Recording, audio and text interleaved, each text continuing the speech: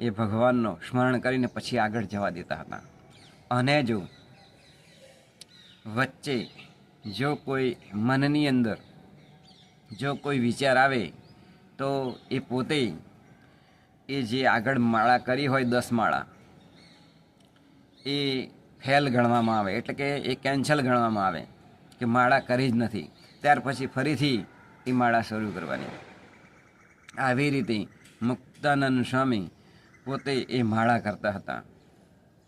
જ્યારે માળા કરવામાં આવે છે એટલે કે જપ કરવામાં આવે છે ત્યારે એમનું સાચું ફળ આપણને કેવી રીતે મળી શકે? તો આસન જીતવાનું હોય.